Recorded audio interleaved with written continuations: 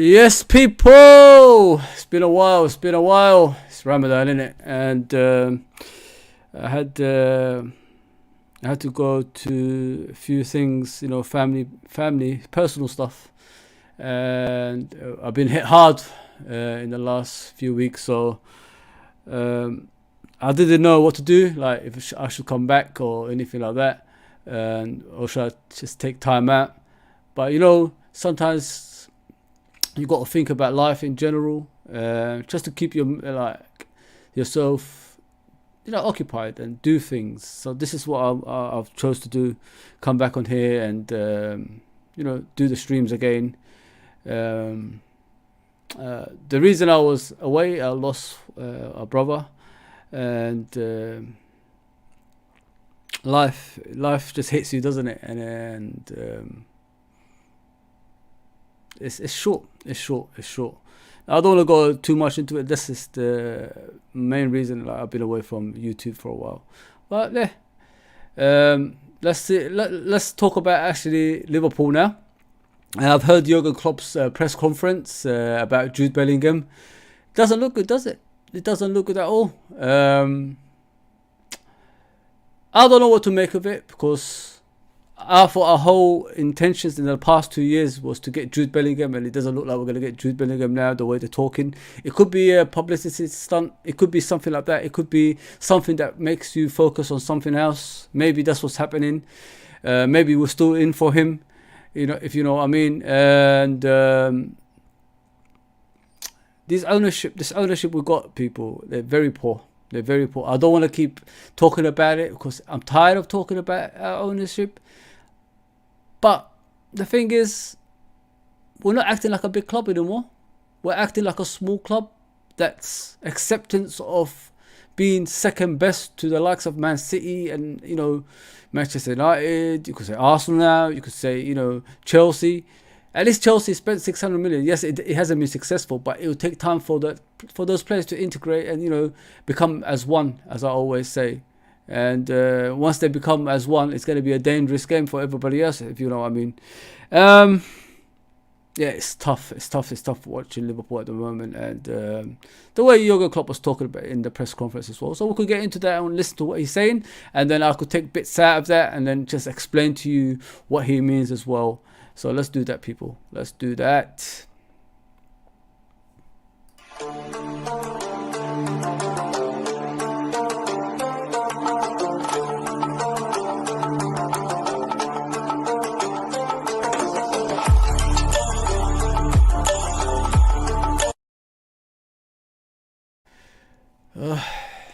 Oh, sorry, people. Let me get into it now. Yeah. So it's the new stuff. StreamYard is doing, and it's quite good. I really like it, but I think they need to do more, because I'm tired of the old stuff. I've been with StreamYard for a few years now, and I'm expecting them to do better than what they offering, because I don't think they update stuff and put new stuff quick enough, if you know what I mean. Yeah, so let's listen to Jurgen Klopp's obviously press conference and see how it goes from there. Let's do this, people. We'll have an embargo section at the end, 10 to 80 p.m. Sunday night. Just be clear, Monday night games, the embargo is Sunday night this week. Vinny? Jurgen, we'll start with obviously the incident between Andy Robertson and the assistant referee last week. Obviously, it's been resolved now as well. How satisfied are you at the resolution and the approach taken by all parties involved? Very. I think it's now really dealt with really well in the end. So. I said I wasn't aware of it during the game, not at all. I only got the news after the game, then didn't want to see the pictures before the press conference, because it makes life then at least a little bit easier if you don't know exactly what's happening. I had no clue what happened actually. So and meanwhile I saw it, of course, and no, I spoke to Robbo and all the other guys, not to the assistant, was not involved in that talk, but. I think it's now dealt with really well, and so now we can carry on. I've asked you many times about Jude Bellingham this season. Did you? Yeah. Is this definitely the last time I'm going to have to ask you? Because is there now no chance at all of him joining Liverpool? And if that's the case, how is the decision not to pursue interest in him being reached? there's nothing to say about, to be honest. So if we don't speak about players we sign or not sign, why would we now speak about these kind of speculations and these kind of news? So it's really nothing to say about.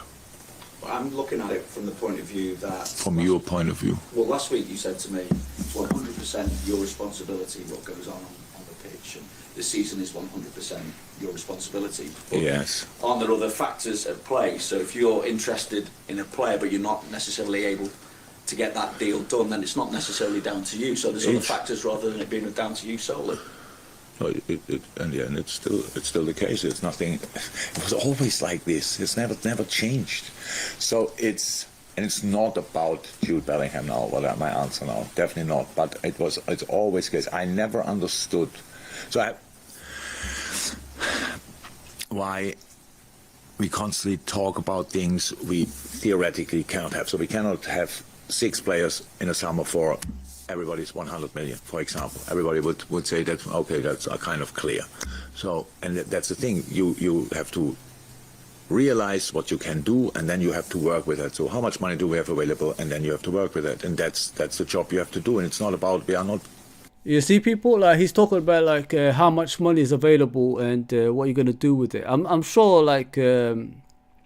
he talked about, obviously, Jude Bellingham. We was after him. From what I've heard, we've obviously we submitted an offer around 89 million, and plus add-ons, it could go to around 100 million euros. But it was rejected by Borussia Dortmund. I think that's the only offer they put forward, and it was rejected. So, from what I can gather, what Klopp is saying, if we don't have the money that's available for one player, we need to go different directions and get some more players, like multiple players instead of like just one. And with the ownership we got, you're not going to spend more than 100 million on players in the summer. That's just 100 million pounds. That is. That's just how it is with FSG. It's never going to change. It's always going to be the same. And they're just poor owners. Like I keep saying, these kind of owners are always the ones that's going to let you down no matter what. And no matter what our objectives are for the season, Liverpool's objectives most of the seasons are compete for the title. That's what we're here for. That's what this club has been built for. We're not the most successful club in the English league if we don't compete on a regular basis. You know what I mean? So they don't share the same ambitions as us, FSG, and it's never going to change anytime soon. Don't expect anything other than that with FSG people. What worries me more than anything with them is they put the club up, for sale. People saying it's not for sale. Of course, it was for sale. You don't put 2 big banks up to find finance, as they say, or buyers or whatever it is, if the club is not for sale. So that's what we need to look at as well, people. And it hasn't worked out for some reason. Maybe they think there's something going to happen around the Premier League. Maybe financial fair play. Maybe something to cap those clubs are spending a lot of money. Maybe that's what's happening. Maybe this is why they pulled out in the last minute. But with the Jude Bellingham thing, I'm sad about it. But if we could get some players in that's going to be, in the first team competing on a regular basis and try and win league titles and all that stuff, then it's not so bad. You know what I mean? I wasn't. Listen, I'm not that type of fan. Jude Bellingham. I'm thinking about. I'm gonna go to sleep thinking about him. I'm gonna wake up thinking about him. I'm not all about that. But what angers me is, like, we chased this player for 2 years, wasted 2 transfer windows, and it hasn't come to to the extent that we want it to be in. And it's frustrating. It's frustrating in that way. But we have to find a way to get more players. I think we need 4 or 5 players. I don't think we just need 2 or 3. I think we need more than that. We need another right back. We need another centre back. We need about 3 midfielders. You know what I mean? We need something that's going to freshen up this team and put everyone on notice, if you know what I mean. And if everyone is having a competition for places, maybe everybody is gonna put their absolute best on the pitch instead of like half-hearted performances since we've been getting all season. We've been getting this all season. Let's just be honest there. So like I said, I can see what Klopp is saying. They have tried to buy Bellingham, but he's too expensive. Like I said before as well, like Klopp should use his know-how at Dortmund. He should talk to the ownership at Dortmund and try buy these players. I mean, he needs to put influences in those kind of transfers, because I'm sick and tired of Man City going to Dortmund and buying Klopp's players. I mean, I say Klopp's players because Dortmund isn't where they are without Klopp. Klopp has put them in the map again and made them relevant, made them compete in Champions League on a regular basis, made them to somebody they wasn't for years, if you know what I mean. And then you get Man City going down there and buying all their players for the cheap as well. Like everybody was talking about Haaland, it's cost 60 million. I don't know about that, but things like that. It's frustrating. It's frustrating. But let's continue with the interview, and then I'll pick out what I can, and then we could discuss it even further. Yes, big up, Mr. John. Thank you for coming on, brother. Thank you. I know, like, it's been a while. We've got to pick up in it. We've got to pick up. I'll do my best to come on a regular basis again. Yeah, thank you for coming on, but let's go back to the interview. See what it's press conference. Sorry, see what he's saying. Children, when I ask a 5-year-old at Christmas, what do you want for Christmas? And they tell you, I want to have, I don't know, a Ferrari. You wouldn't say, oh, that's a good idea. You would say, no, it's too expensive, and anyway, you cannot drive it. So, and that's how it is. If this kid is then the whole life unhappy because he cannot get a Ferrari, that would be a really sad life. It's just what... That's a poor analogy of anything. Like, if you think about it, people. If you're saying a kid wants a Ferrari at the age of 5 years old, first of all, he can't drive. Second of all, it's really ridiculous saying that. Like, are you trying to say we're babies or something like that? We want a Ferrari? No, the team deserves more than what it's getting. You competed for league titles for the last 7 years and won a lot. So in order for you to maintain that, you got to get the best players available, if you know what I mean. You wasted 2 years with Bellingham.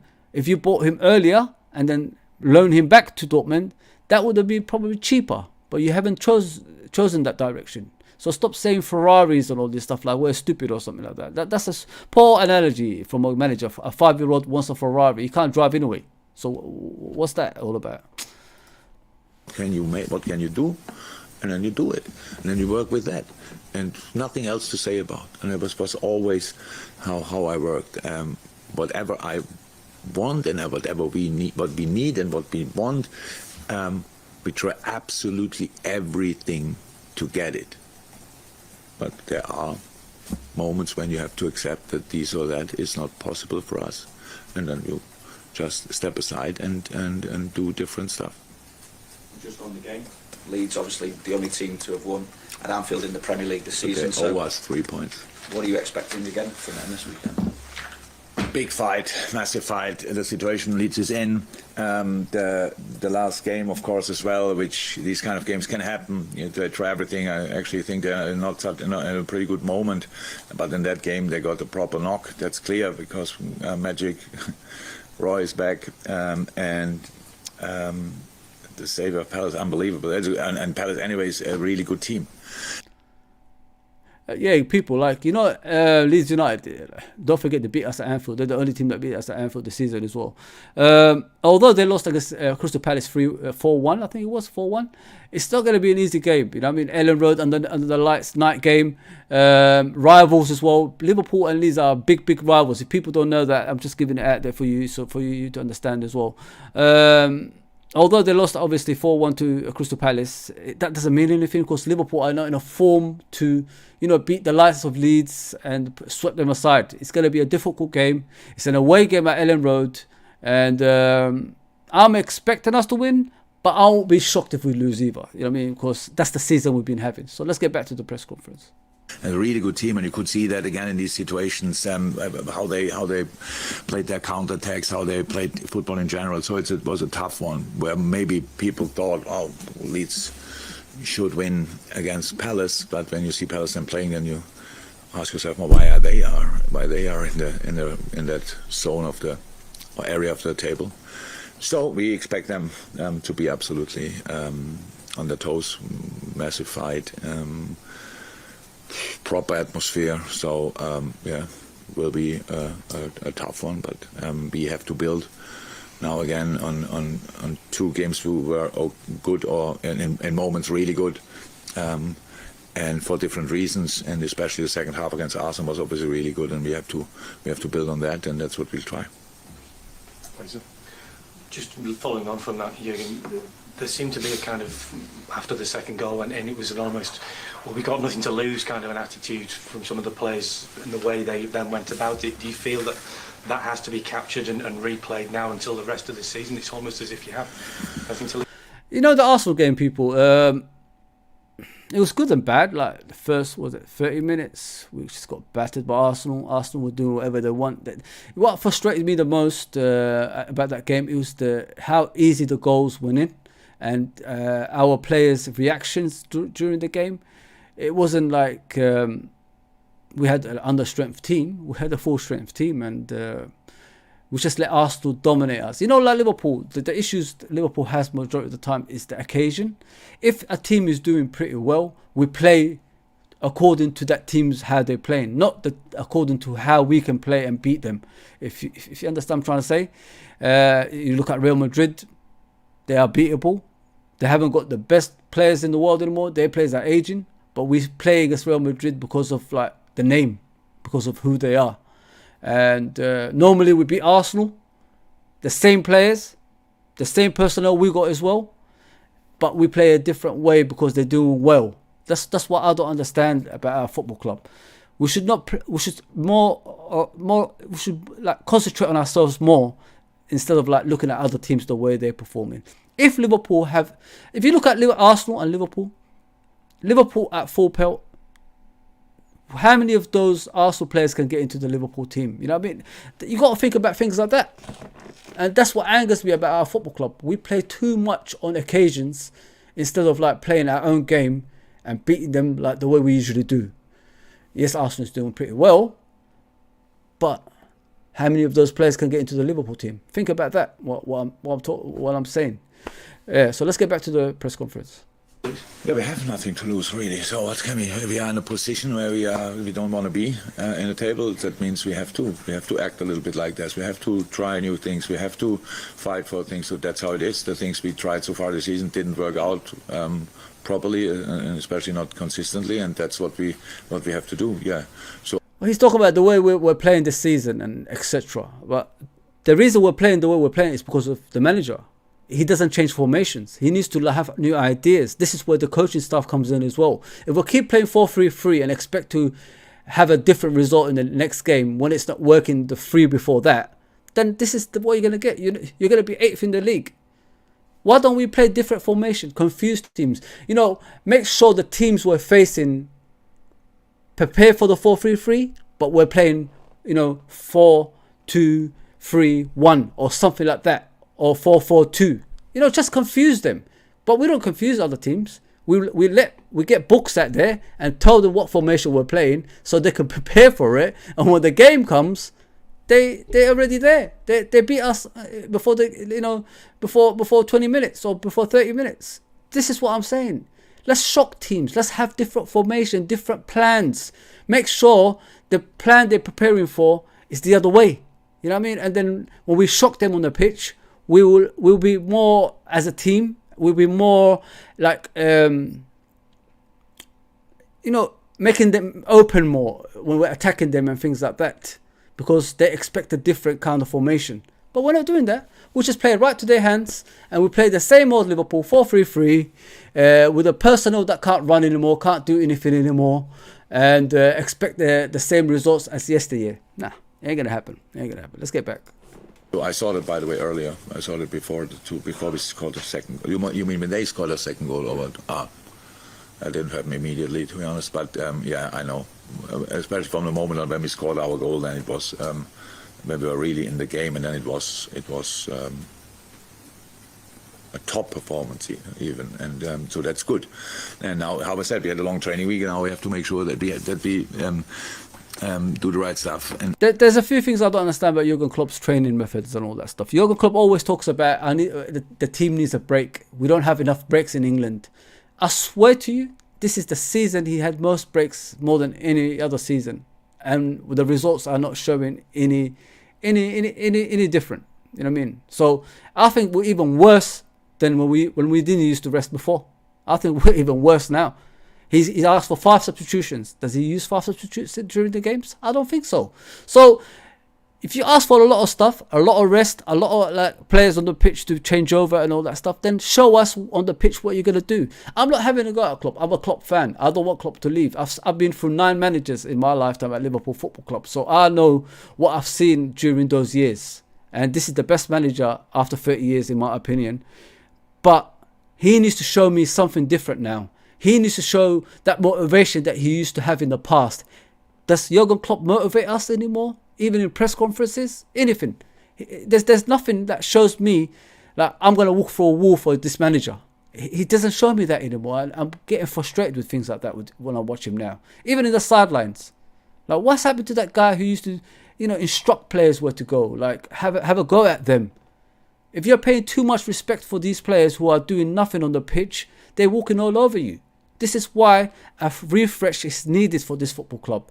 You know what I mean? The same old manager, the same old system, the same old information. It's gonna frustrate the same old players that you have. And this is why when we're watching our football club, it's not working as it should. So let's get back to this and I'll explain as it goes along. And bring it on the pitch. So that's how it is. All the things are on the table. Everything is clear. We have our home record is not as bad as the away record, but we play away. So anyway, I'm looking forward to the game, and it's a tough one. Leeds will go with all they have. We have to go with all we have, and these kind of things. So it's a Leeds. He's talking about the home and away record. I think we've won only 3 or 4 away games this season. That's a relegation form. If it wasn't for our home form, we'd be in the bottom half. Think about that, people. We should be in the bottom half. Our home record is saving us from that bottom half of the table. Think about it. 3 or 4 games we've won. I think it's 3 games away we've won this season. That's not good enough. For a club like Liverpool Football Club, it's not good enough. I'm sorry. It will never be an easy game whenever you go there. But mentioned in the game last time, Trent's played a more sort of an inside role at times. He said it wasn't the first time he'd done that, but it's maybe a little more apparent. What do you make of how that is developing, and is that something that we can probably expect to see more of in the future, do you think? Yeah, we have to see, yeah. So that's just a possibility for us. A possibility for us. We did, how I said, we did that before. A lot of moments in this game, it was, I'm not sure how to say it, but it happened pretty much more often because we wanted it to happen much more often. So it was different to other times, but it's good. It suited him, but we have to. Do I agree with Trent playing as inside right midfielder or whatever it is he's playing? No, because we're trying to play a right back in a central midfield position and then leaving that side wide open. Where did the goal come from against Arsenal? Martinelli being free and Konate going and trying to defend, which means Konate had to step from that middle of the pitch to come outside to the right hand side. So when you step out, there's spaces left in the box. Then Martinelli crossed the ball in towards Jesus, and Jesus headed it in.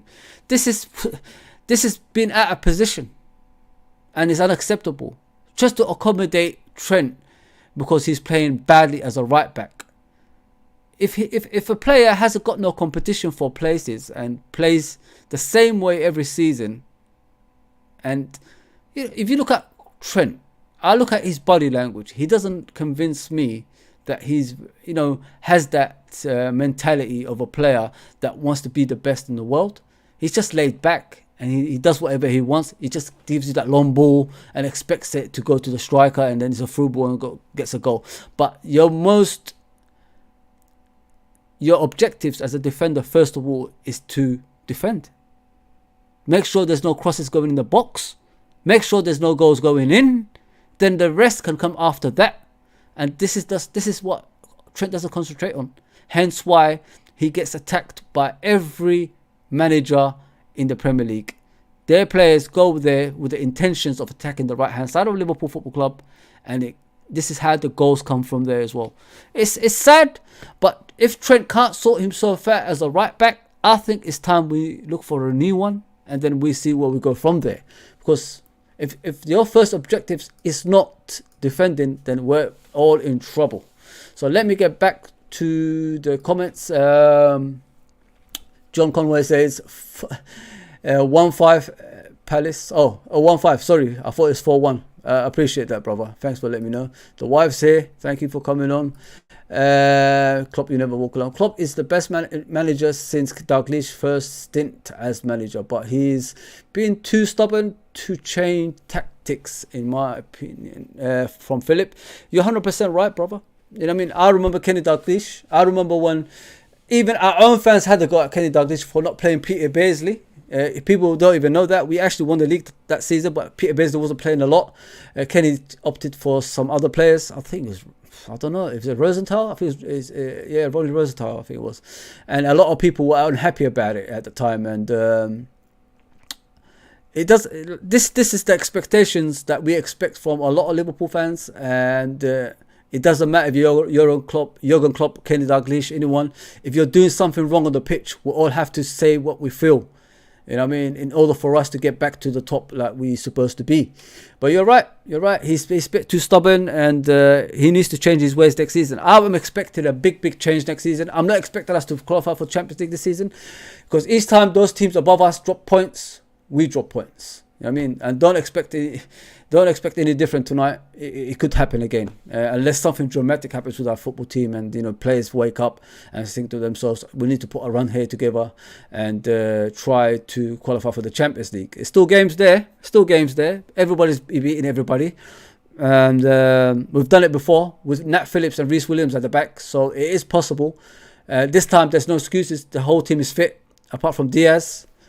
But we're still like 8th, languishing in 8th. Worse, I think this season is worse than that season, that COVID season. Man City won by 86 points. I think this is the worst season. Elite Sports says, good morning, brother. I hope all is well with you. Oh, much appreciated, bro. Yeah, I'm good. I've been away for a bit, but I'm back, and I'm going to try to do a daily thing as well. I'll try to do a review tomorrow. So please tune in, and if you haven't subscribed, please subscribe to the channel as well. I don't put pressure on people. It's up to you what you want to do, and we could make it a channel bigger like it used to be before, more active on a regular basis. I'll try to bring on some more people as well. So let's get back to the press conference and see what Klopp is saying. To see how that fits to other games, and so it's absolutely possible that sometimes we'll do it and sometimes not, and yeah, that's the situation. That's all. But for him, it was good. Trent was in the second half, I think, with the ball super dominant, and it was obviously really helpful. Jude? Jurgen, is Diaz 100% ready for this one? Yeah, he's 100% ready in training, so that's it now. So that's it. He's now completely normal in training, and now we have to reintegrate him. So he will be in the squad. If nothing happens, then Luis will be in the squad, and from there we go. That's it. You've spoken a lot about him because of his absence from the squad, but does it feel like you've got... Did I speak a lot about him? Well, with him coming back to training and the Since anticipation since... yeah. Is it like having a new player and you signing back? You know what? I'm glad Diaz is back. He gives us a different dimension in the games, and he's one of those players who are quick and takes on plays, is direct. I'm expecting him to change the way he plays, because he's always cutting in from the left-hand side. Why do you go the outside sometimes and then try to cross the ball with the left foot? Things like that. Have a relationship between him and Robertson, or him and Simicast, whoever's playing in the game, and make sure that... on that left-hand side, we're more dominant than usual, if you know what I mean. We're playing Nunes there. Nunes is not a left winger, but I understand why Klopp is playing him there, so he could become an all-round player instead of like one-dimensional, like just finishing. Now, when you look at Nunes during the season, he has improved. Yes, he hasn't been playing well in the last couple of games, but if you look at him during the season, his touches is better, his passing ability is better, he's more, playing with the team than individually on his own. You know what I mean? So a lot of things like that is happening with Nunes when I watch him, and I'm glad Diaz is back. I hope he's on the bench against Leeds tonight and show us something coming off the bench, that he's back to something close to his best. I'm not expecting a lot, but you know, back to the first team eventually in the next 3 to 4 games. Let's get back. And available, ready for you. Yeah, absolutely, it is. Louis is. He developed massively, so in that time now English getting better, so like really settled. It was here every day how it is with injured players, and especially long-term injured players, they are even more the training ground than all the others. So every day together with therapists and stuff like this, so it really matured again, much more comfortable than he was in the beginning here with everything in a new country, and so that's really good, and it will help him as well.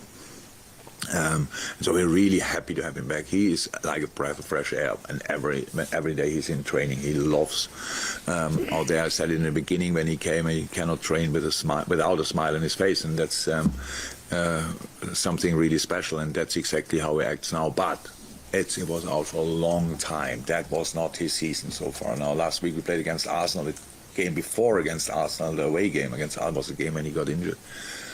So long time ago. So then one session in Dubai, out again, and now being back, that's really a long time. But it's absolutely fine. He didn't lose his skills. That's good.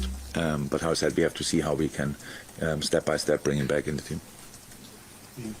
Jürgen, on a similar vein, Thiago came back and got some minutes, and similar to Lewis, how important will it be to have him back available for you in the running? Yeah, super important, of course, Thiago, as well.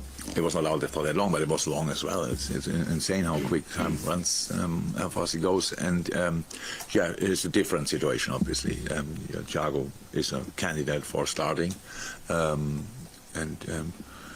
If you start Luis, people will tell me about 30 minutes or stuff like this, and then you cannot.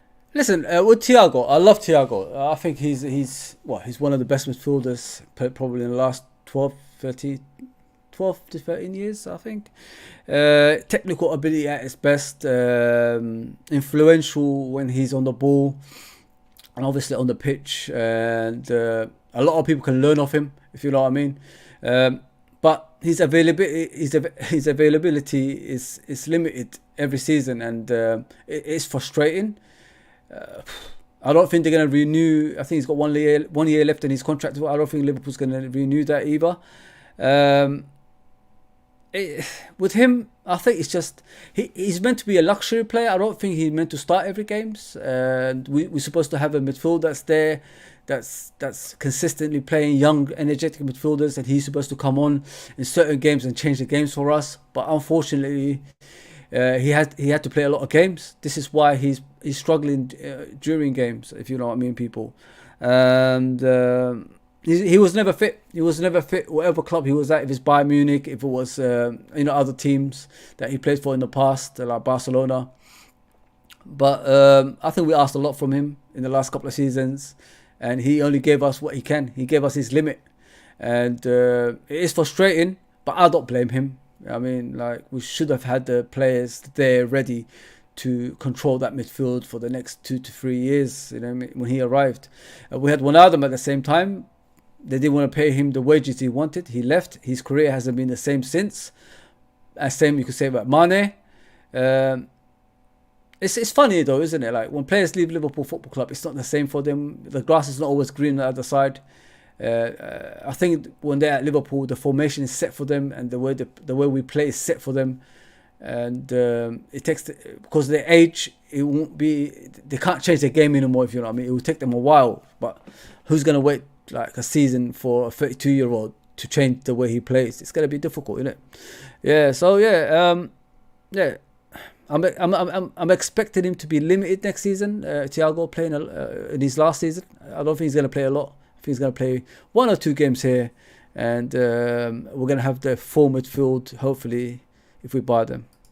Starting, we have to make some first change a bit early, so that's different. And no, but top rhythm. He can demand rhythm, how we all know. And when he's fresh, then he's a top player, and that's why we are really happy to have him back in training. So far, it looked all good. And does it almost feel like you're at the strongest point you've been for a while in terms of selection with Thiago, Lewis on the way back, Diogo Jota, these kind of players for you know. Yeah. If they still, we had don't like too much to talk about these kind of things because then next moment you get a call that somebody's out. But we had a couple of problems this week. Ivo couldn't train for 2 days. Should be back today, hopefully. Ali wasn't involved for 2 days. We'll train today individually. So a little bit illness here, a little bit knocks there. How do our players get injured? I really don't understand. Like in the games, they're okay, but do we brutalize players in training? I don't understand. Like, how do our players get injured, season in, season out, after games? Ibu finished the game. Alisson finished the game. How can they be injured? What do you do in training for players to get injured? The quality on the pitch is poor anyway. Nobody does slide tackling. Nobody does, tactical fouls or anything like that. So how do they get injured in training? I don't get it with our football club, because the majority of the injuries we have is to do with training. It's weird. So we had a few problems, and hopefully we'll not get more. But if they're all in, then I think we have 5-6 players not in the squad, matchday squad. This is a lot. It's a lot, and and they're all training well. I cannot. If it would be easy for me, if somebody's not showing up, then it's a very easy decision. But there are no easy decisions. Who stays at home, stuff like this. So that's tough for a few boys, but really good for us. And we never had that, and that's positive, absolutely. You got Carl here, we do a PA at the back. Jürgen, it's been 5 games without a win since the 7-0 against United. Was there a reaction to that result that's maybe worked against you? We played the game after United was Bournemouth, wasn't it? Yeah. And yeah, we didn't play at the same level exactly, but it's different and difficult to replicate performances. So you have to fight into such a game. And in the end, it was obviously everything was tough to take from there. But we could have turned the game around in a specific moment. And didn't, and then after that was, I don't know how was exactly Madrid.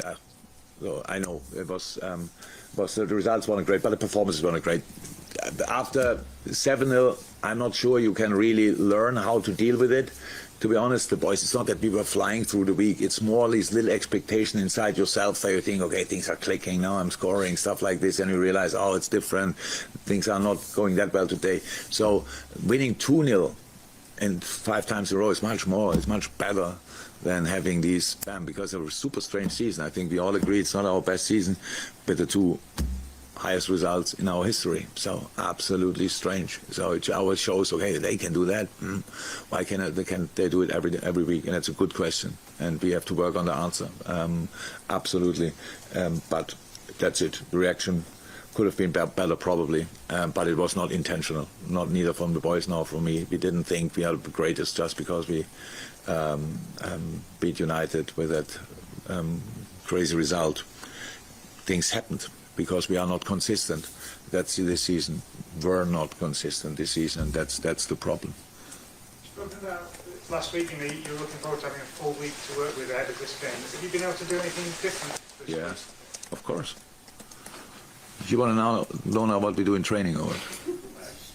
Well, no, Of course, it's different. You can go through pretty much everything what is important in football. You can work on defensive stuff. You can work on offensive stuff. You can do finishing. You can do even endurance if you want. You can do everything in such a long week. You have really time to train. When you usually in a short week, you recover most of the time and give the information all in meetings, and that's a massive difference. That's a week where you turn into a coach again, and not being just a manager to pick the team and set the tactics up and stuff like this. So this is proper coaching. Yeah, I enjoyed it a lot.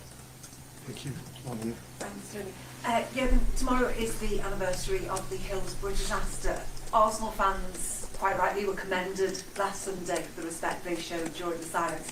But it's not typical, is it? How incredible do you find? I thought Arsenal were brilliant in the minute silence against Liverpool.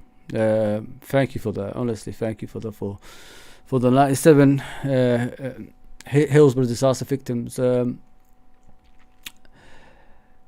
It's that time of the year where we have to think about them and say we always have to fight for the justice, and they've won. But what angers me more than anything in regards to the treatment of the 97 is when other fans still call them victims and all this stuff, and it's never your fault. If by law it says they've done nothing wrong, show us the respect they deserve. Don't keep saying things like that, understands, and it's not acceptable in any form. It shouldn't be. If it's other clubs that's going through the same thing, I expect our fan base to support them. You know what I mean? And I expect other fan bases to support us when we're going through things like this as well. I think things like that should be looked at. I think people who actually sing that kind of songs, always the victims is never your fault, I think they should be they should be chucked out of stadiums. They should never be in a football match again, because it's not acceptable in my opinion. So let's get back to the press conference. Find it that Liverpool fans are still subjected to chants about Hillsborough, and what can be done about it? First and foremost, you're right. It was probably the most respectful minute of silence I've ever witnessed last week. There was absolutely no noise apart from a little baby, and that was absolutely fine. That you could hear the baby even showed how silent it was. And I have no explanation for this. It's just football supporters can be a really mean group. So that's how it is. If you find a weak point of somebody, then you just put your finger in it. I have a lot of groups, football supporters are guilty of that. Not only in football, in sports in general. You have a look what they don't like, and boom, you put the finger in. I think the more attention you give it, the more often they will do it. It's not so much how other people think about our situation in that specific case as well. It's much more how we think about it. Now, the real special thing is that we as a Liverpool family come still together in these decisive moments. Like tomorrow morning, for example, Hendo and I will go to Anfield and show our respect. And it was not for 1 second a duty since I'm here, because of the way we all deal with it. And that's much more important. If other people don't understand it, I'm not too bothered about, to be honest, because that's their fault, not ours, and I should be worried about it. But again, I have to say it was really obvious how the Arsenal supported in that moment, how that worked out. That was touching, to be honest. Any more for you? No? Move on to the embargo.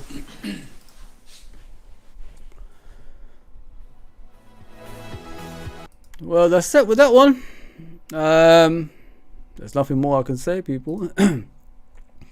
You saw the press conference. Jude Bellingham is no more, and expect different signings. That's what I've gathered from that information from the manager. We're not gonna get what we want. We're gonna get something else. Like I said in the beginning, I'm a bit frustrated about it, but I'm not gonna dwell on it. It's time to move on away from Jude Bellingham, in my opinion. I think there's too much focus on that, and it shouldn't be like that. We should be focusing more on our team than as a whole than one individual. He's a great young prospect, but he hasn't done nothing yet, and he's got the opportunity at Liverpool Football Club to do more, and it's down to him now to push that transfer forward if he wants to come to Liverpool Football Club, in my opinion. And our fan base, just lay off it. You don't need to keep dwelling on Jude Bellingham. Just lay off it, in my opinion, and let's just concentrate on something else. I think there's a lot of positions we need to fill in. We need to sort out. We need to have full focus on for us to compete again. in my opinion, if you look at our football club, we need to get away from this full throttle football, like intensity, high intensity going forward and all that stuff. Too many stuff happening in one pace, and just concentrate on both. Like, have the runners and have the technical players at the same time. Maybe it won't drain them out in the next few years, if you know what I mean. So that's how I see it. If we want to go forward to be successful in the future, like I said in the past as well, have a plan in place. If these owners are staying and we can't move them out, have a plan in place. You buy another centre back similar to Van Dijk, but younger version. Bring him into the reserves or under 21s, and then bring him gradually into the first team as we're driving Virgil out. Same thing with Salah. Things like that. Buy younger players that's going to replace them eventually. This is how success maintains, you know what I mean? Because once these young players are in the team, learning from the players they're going to replace eventually, they won't have issues on the pitch, if you know what I mean. They don't have to, we can't make excuses for them. They've had their time to learn under the tutelage of Van Dijk, Salah, and whoever else is there, Henderson, etc. So if we can't buy players like other teams, let's have a different plan in place. Like I said, have younger players who are similar to the older players, as we used to do in the 70s and 80s, and then eventually replace those players as they are going out of the football club. Maybe have a resale value, or maybe going on a free. Things like that. You got to think ahead. And this is what frustrates me about these ownerships. That's what they need to do. Like, in order for you to succeed at Liverpool without you spending a lot of money, have a plan in place. Yeah, so we move on to the next thing, which is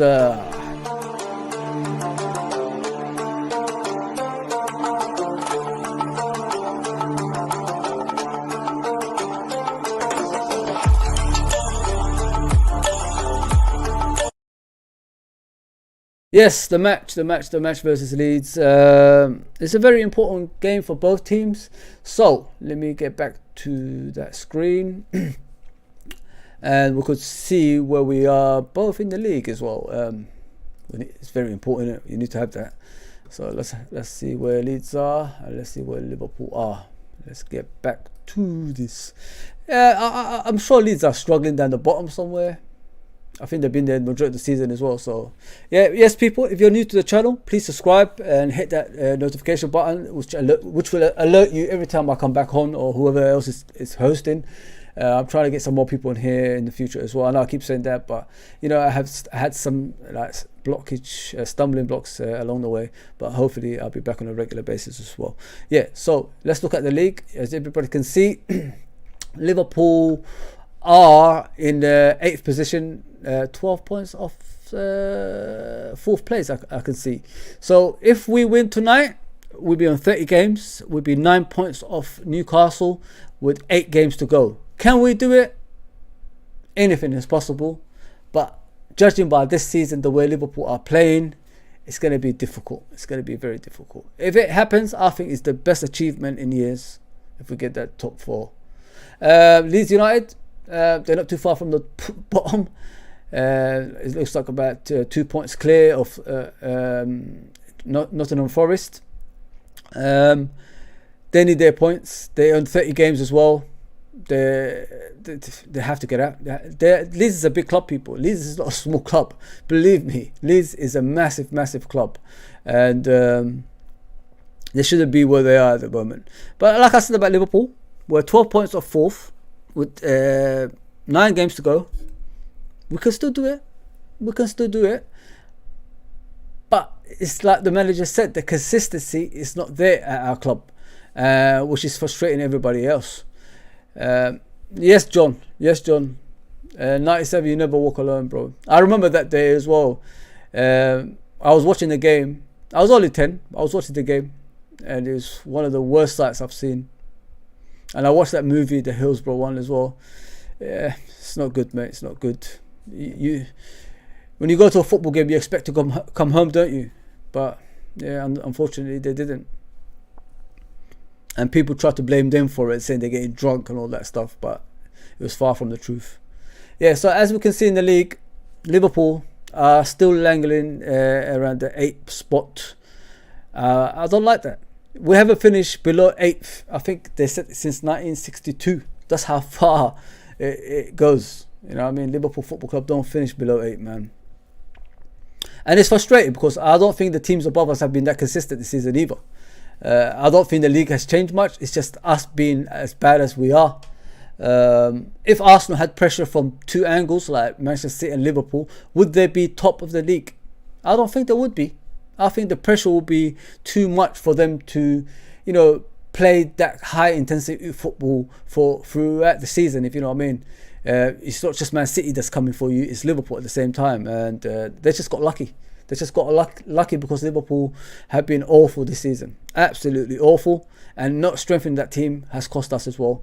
We've been saying that for a while. We need midfielders. We need to like back up these players, and the thing that I hate the most is when our fan base is having a go at the likes of Henderson, Trent, and all that stuff.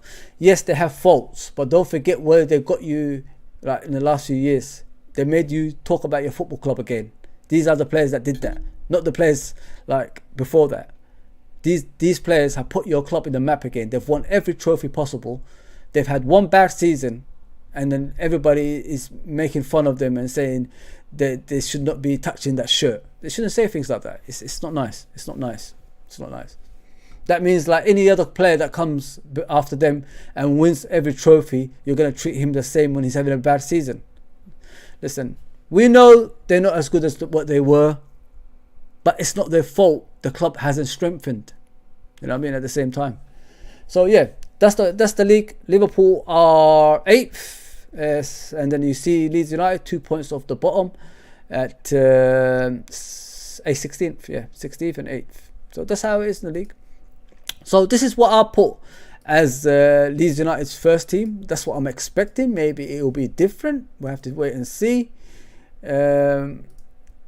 Yeah, it could be different. It could be different. So we'll have to wait and see. This is the formations I put up. Sorry, my computer just goes crazy sometimes. So let's hope it works in the next few seconds. There you go. There you go. There you go. Apologies for the freezing. I don't know what's going on here. So you can see more or less the same players who played in the last game. They got a lot of threat, Leeds. They got a lot of threat, in my opinion. Everybody knows about Harrison, Aronson, McKennie, Roca. These are top quality players. Bamford hasn't been the same for a while after the injury he had, but he can just come to himself against Liverpool. You don't know what's going to happen during that game. So this is the formation I'm expecting them. I'm expecting probably Ayling replacing Christensen at right back. I don't know what's wrong with this thing because it's not letting me put Ayling forward. So this is the formation I'm expecting of Leeds. There could be a threat. Like I said, don't be fooled after that performance against Crystal Palace, that 5-1, as John Conway alluded to. They could do better. You know what I mean? When the top team comes, you know, the players want to prove themselves. They want to put themselves in the market for the bigger teams to come and buy them eventually. So that can happen in this game. That's what's worrying me. And Liverpool haven't been consistent, as the manager already said. Everybody heard Jurgen Klopp say we're not consistent this season. That's the issues we're having. And I agree with him, of course. Like, consistency and Liverpool normally comes as one, but it hasn't been happening for a while, and it's frustrating a lot of people. That's why people are talking like out of character at the moment. And they're sharing things they shouldn't really share on live streams, spaces, in Twitter and things like that. Yes, I have my own issues against the owners, but that's been there for years. I mean, I gave them a chance when we was winning titles, and I was expecting them to invest so we could, like, from a position of power, still be going. But we haven't done that. We haven't done that, and we're getting what we deserve. That's what I say, man. We're getting what we deserve, and hopefully we've learned from that, and probably in the coming season we get new ownership. I don't know what's going to happen, investment at least, and see where we go from there. Oh man, what's going on? Why am I freezing a lot? Apologies for the freezing, people. I don't know why it's doing that. It's really frustrating me. So let me get back. So I'm showing you the Liverpool players I'm expecting to play. Hopefully they'll come in and do the business tonight. So this is the team I got for Liverpool. Alisson in goal, Trent Alexander-Arnold, Konate, Van Dijk, and Robertson. In normal circumstances, when you put that 5 at the back, that should be solid enough. But we haven't been solid. We've been terrible. It doesn't matter the personnel. You know what I mean? We still concede goals. Yeah, so that's the 5, and they've got Fabinho right in front of them. A lot of people are talking about Fabinho and his performances. Should the midfield carry Fabinho, or should Fabinho carry that midfield? Like the enforcer should be the one who's gonna like tackle, lead the midfield and show them the direction. And what I worry about Fabinho is, like I said, I think the midfield carries him. He needs those runners around him for him to intercept and all that stuff. But why can't the midfielder who plays in that position be the enforcer, be the inspiration for the other players to do, more around him?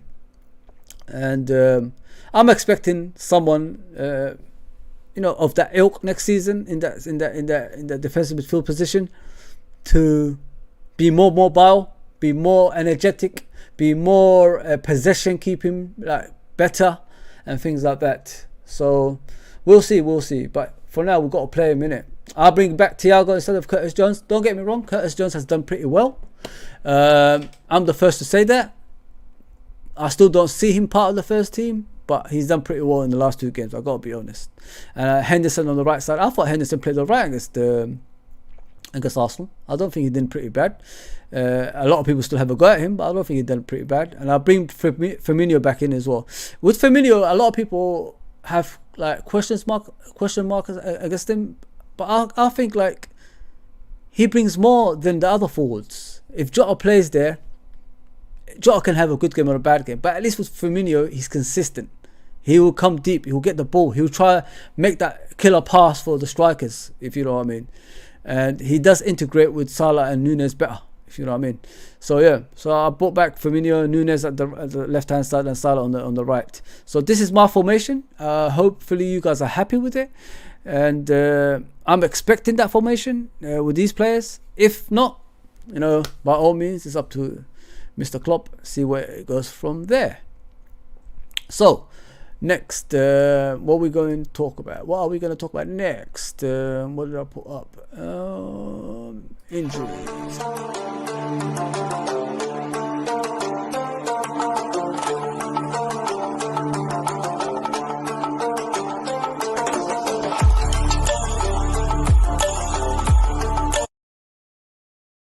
Yes, injuries, people, injuries. As you heard from a manager, Luis Diaz is back in training. He should be on the bench from what I've heard in past press conferences. Thiago is back as well. I'm just worried about Alisson and Konate. They are a bit of a doubt from what Klopp said, but they could be back as soon as possible as well. I'm happy Diaz being back. That left hand side can be like what it used to be in the past, and the relationship could be worked on as well. What I like about Diaz, he's direct. Like I said in the beginning, he's direct, and he knows how to make that killer pass. He's a winger, isn't he? He's a proper winger. Nunes is not a proper winger, so this is why I'm excited for Diaz to be back as well. Yeah, so Diaz should be back on the bench. Konate is a doubt, but he should be back. Alisson, I think he said he was ill, should be back. Thiago, everybody knows he came back against Arsenal. So injuries, so far, so good. So we're going to move forward from there. And there's one thing I've got to say before I go, obviously, this bit here.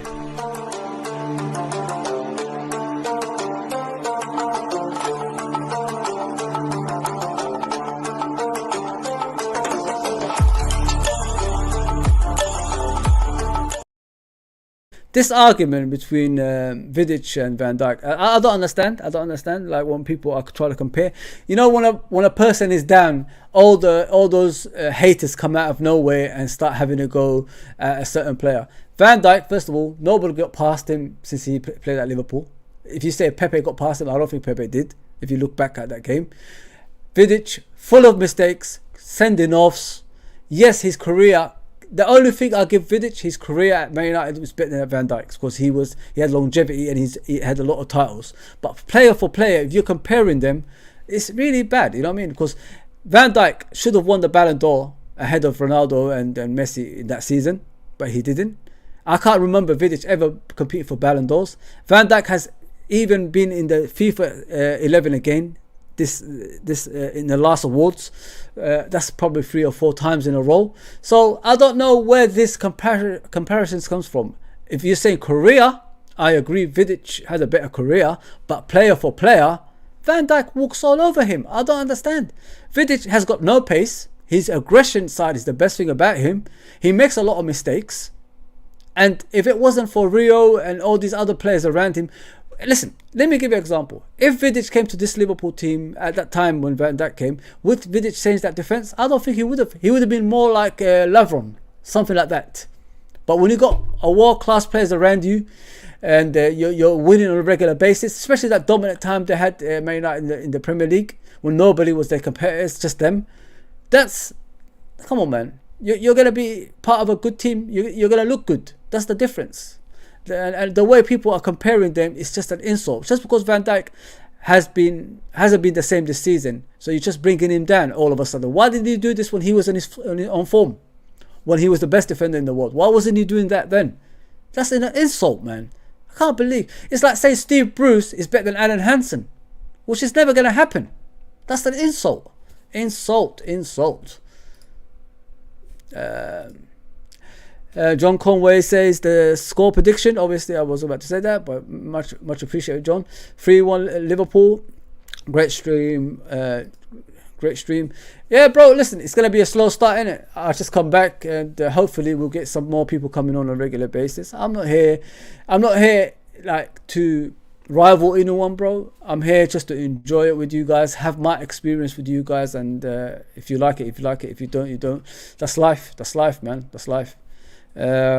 It's just consistency I need to start doing, and I hope I brought this match builder better as well. I gave you some more topics and press conference and all that stuff. I hope you all enjoyed it, man. Yeah, so that comparisons with Vidic and Van Dijk, I don't get it. I don't get it. I honestly don't get it. It's ridiculous. I see YouTubers that's so-called the best ones on YouTube say things like that, and then they bring this debate about it. Player for player. It's like comparing Messi with Modric. You can't. I love Modric, but he's no Messi. It's impossible to compare them two. It's ridiculous. It's ridiculous, man. Yeah, so I gave my obviously side of Vidic and Van Dijk.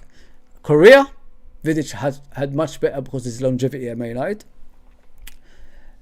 Player wise, you can't compete with Van Dijk. I'm sorry. Van Dijk is head and shoulders above him, million times over.